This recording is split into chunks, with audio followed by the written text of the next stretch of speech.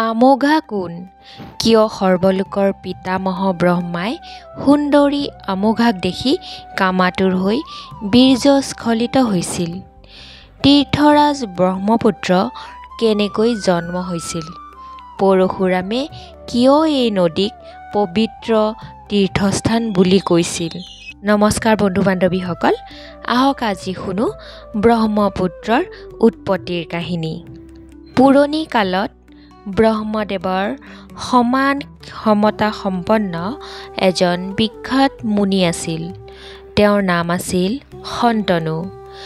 সেইজনা শন্তনু মুনিৰ ভাৰ্যাই হৈছে আমোঘা। তেওঁ অতি ৰূপৱতী, যুৱতী আৰু পতিব্ৰতা নাৰী নামেৰে জগত বিখ্যাত আছিল। এদিনাখন ব্ৰহ্মদেৱে আমোঘাৰ স্বামী নথকাৰ সুযোগ লৈ তেওঁৰ গৃহত উপস্থিত হৈছিল।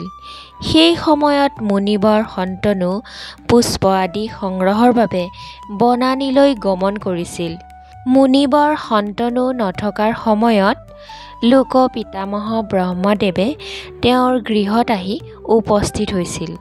আমোঘায়ো লোক পিতামহ ব্ৰহ্মদেৱক দেখাৰ লগে লগে অৰ্ঘ্য অৰ্পণ কৰি যজ্ঞবেদীৰ আসনত বহিব দিছিল।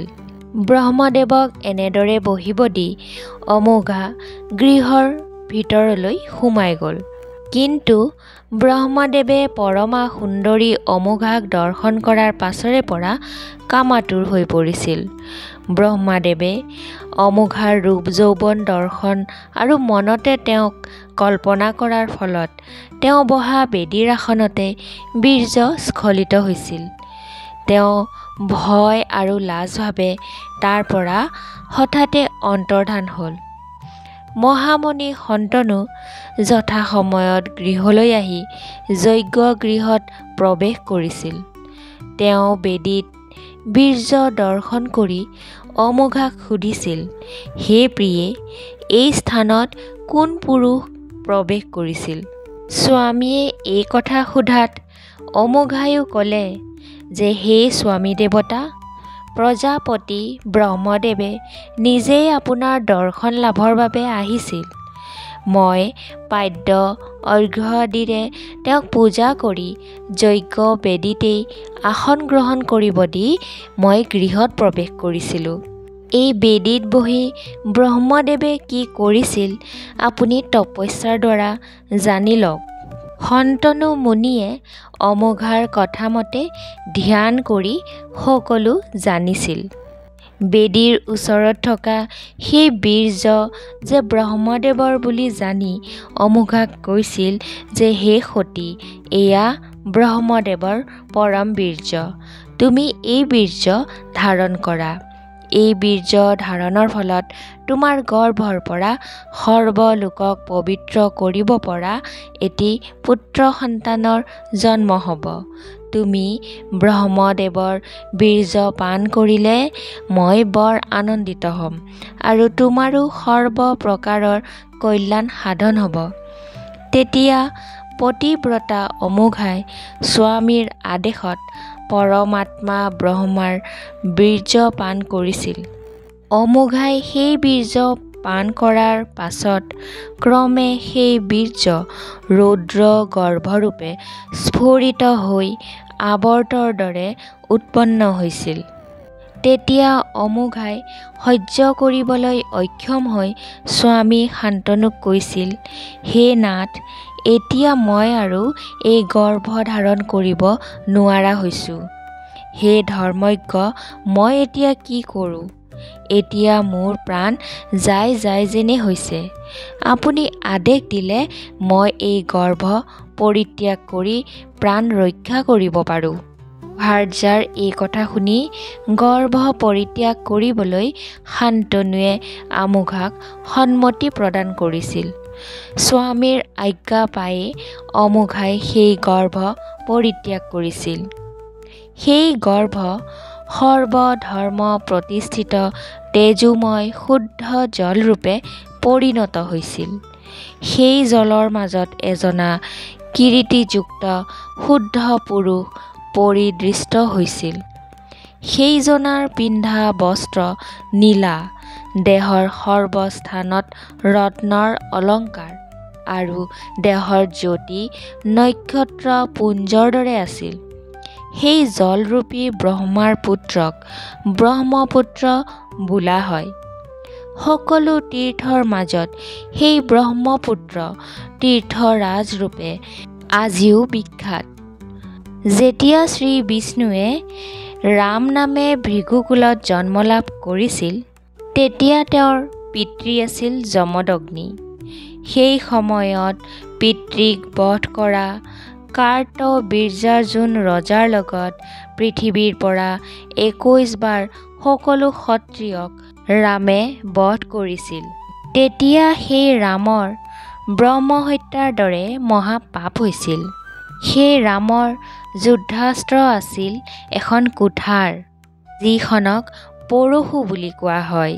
এই পৰশু যুদ্ধাস্ত্ৰ হিচাপে ব্যৱহাৰ কৰাৰ বাবে সেই ৰামক পৰশুৰাম বুলি কোৱা হৈছিল। যিহেতু সেই ৰামে সেই পৰশুৰ দ্বাৰা বহু ক্ষত্ৰিয়ক বধ কৰিছিল, সেয়েহে তেওঁ ব্ৰহ্মহত্যাৰ দৰে মহাপাপত ডুব গৈছিল। তাৰ ফলত ৰামৰ হাতৰ পৰা পৰশুখন পৃথক হোৱা নাছিল।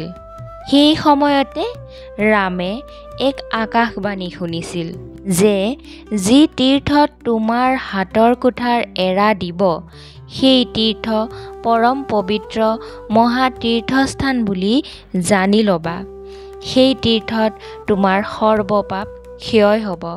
সৰ্বলোকৰ হিতৰ বাবে তুমি সেই স্থানত অৱস্থান কৰিবা। গতিকে তুমি পৃথিৱীৰ যিমান প্ৰধান প্ৰধান তীৰ্থস্থান আছে তালৈ অতি শীঘ্ৰে গমন কৰা। সেই তীৰ্থস্থানসমূহৰ ভিতৰত যি তীৰ্থ মহাতীৰ্থ, তাতেই তোমাৰ পৰশু শুদ্ধ হ'ব।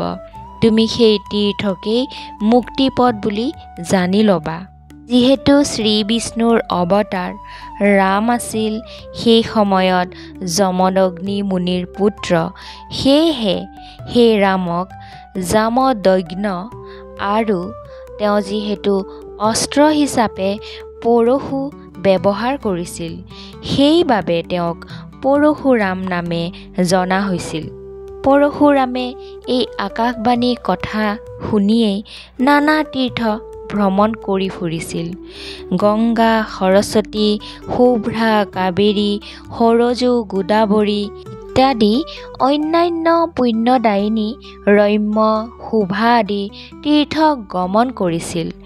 সেইবোৰ তীৰ্থৰ জলত স্নান কৰিছিল, কিন্তু তথাপিও তেওঁৰ হাতৰ পৰা কুঠাৰ পৃথক কৰিব পৰা নাছিল। তাৰ পাছত দুৰ্গম গিৰিগুহা, মহাৰণ্য পৰ্বত আৰু দুৰ্লভ্য গিৰিকূট তীৰ্থলৈ গমন কৰি সেই তীৰ্থৰ জলত স্নান কৰিও হাতৰ কুঠাৰ পৃথক কৰিব পৰা নাছিলে। তেতিয়া তেওঁ মনৰ দুখত আৰ্তনাদ কৰি বৰকৈ চিন্তা কৰিছিল। সেই সময়তে ৰামে পুনৰ আকাশবাণী শুনিলে। সেই আকাশবাণীত ক'লে যে হে ৰাম, পূব দিশৰ গুহাৰ ভিতৰত এখন তীৰ্থ আছে, তুমি তালৈ গমন কৰা। এনেদৰে আকাশবাণী শুনাৰ লগে লগে পৰশুৰামে পূব দিশৰ পৰ্বতত এটি কুণ্ড দৰ্শন কৰিছিল। সেই কুণ্ড প্ৰদক্ষিণ কৰি কুণ্ডৰ জলত স্নান কৰাৰ লগে লগে তেওঁৰ হাতৰ কুঠাৰ পৃথক হৈ পৰিছিল। তেতিয়া শ্ৰী বিষ্ণুৰ অৱতাৰ ৰামে সেই কুণ্ডক পৰম পবিত্ৰ আৰু সেই কুণ্ডৰ জল সৰ্বপাপ যে বিনাশ কৰে বুলি কৈছিল। সেই পবিত্ৰ তীৰ্থস্থানত ৰামে বহু বছৰ বাস কৰি সেই কুণ্ডৰ পূজা কৰিছিল। তাৰ পাছত সেই কুণ্ডৰ জল ক্ৰমে স্ফীত হৈ পূব দিশৰ দেশেৰে প্ৰবাহিত হৈ লৱণ সাগৰত পৰিছিল। সেই পবিত্ৰ তীৰ্থ সাক্ষাৎ পৃথিৱীত থকা ব্ৰহ্মাদেৱ বুলি কয়, কাৰণ সেই তীৰ্থৰ জল ব্ৰহ্মাৰ বীজৰ পৰাই উৎপন্ন আৰু অমোঘাই পৰিত্যাগ কৰা গৰ্ভৰ জল। সেই জল প্ৰবাহিত নদীক ব্ৰহ্মপুত্ৰ নদী বোলা হয়। শ্ৰী বিষ্ণুৰ অৱতাৰ পৰশুৰামে সেই কুণ্ডৰ পাৰ কুঠাৰেৰে কাটি কুণ্ডৰ জল বাহিৰ কৰি দিয়া বাবে সেই কুণ্ডৰ নাম পৰশুৰাম কুণ্ড বুলি জগত বিখ্যাত হৈছে। ব্ৰহ্মপুত্ৰ নদী হৈছে পৰম পবিত্ৰ নদী। সেই নদী বিৰিঞ্চিৰ ঔৰসজাত। ব্ৰহ্মপুত্ৰ শন্তনুৰ পত্নী অমোঘাৰ গৰ্ভৰ পৰা জন্ম লাভ কৰিছে। যিকোনো কৰ্মৰে ভাল আৰু বেয়া দুয়োটি দিশ থাকে। ব্ৰহ্মায়ো কাম জয় কৰিছিল। শন্তনুৰ কৃপাত প্ৰতিব্ৰতা অমোঘাই স্বামীৰ নিৰ্দেশত সেই লৌহিত্যৰ জন্ম দিছে। সেই লৌহিত্য সৰ্বশ্ৰেষ্ঠ তীৰ্থৰূপে পৰিগণিত হৈছে। এই পুণ্য আখ্যান যিয়ে সদায় পাঠ কৰে নাইবা শুনে সেইজনা যথা সময়ত পৰম মুক্তি লাভ কৰিব পাৰে। বন্ধু বান্ধৱীসকল, আজিৰ কাহিনীটো ইমানখিনিয়ে আছিল। কাহিনীটো আপোনালোকৰ কেনেকুৱা লাগিল মতামত জনাবলৈ নাপাহৰিব। আৰু যদি কাহিনীটো ভাল লাগিছে তেনেহ'লে লগ বন্ধুৰ মাজত শ্বেয়াৰ কৰি দিব। আৰু কোনোবা বন্ধু বান্ধৱী যদি মোৰ এই চেনেলটোলৈ নতুনকৈ আহিছে তেনেহ'লে চেনেলটো ছাবস্ক্ৰাইব কৰি ৰাখিব। তেতিয়াহে এনেকুৱা ধৰণৰ কাহিনীবোৰ আপোনালোকে শুনি থাকিবলৈ পাৰিব। তেনেহ'লে আজিলৈ আহিছোঁ। ধন্যবাদ।